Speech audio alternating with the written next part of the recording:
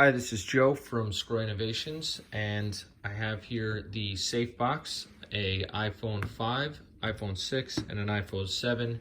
This video is to show how to use the iPhone 7 in the SafeBox. So first I'm going to show you one of these two phones, the way that both of these work.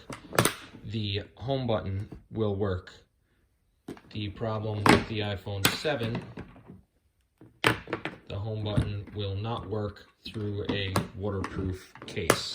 This is all waterproof cases for the iPhone 7. Any type of material in front of it will not work. The home button works. So the fix for this is very simple. Go into your phone, go into your settings, okay, general, accessibility, and turn on your assistive touch.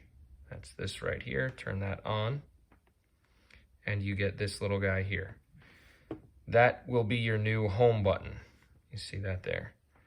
All right, I'll show you how that works in a second. The one other thing you have to do though is auto lock, set that to never. This way, when it is in here, you won't go back to the lock screen. So now what you can do is use this button to bring you home. So you can see in here,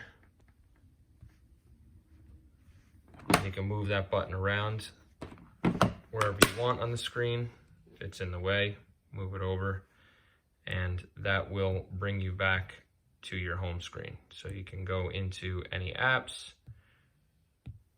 and that'll give your home screen. Then what I do is lower the brightness all the way down so that when you're out riding, you don't notice your phone being on.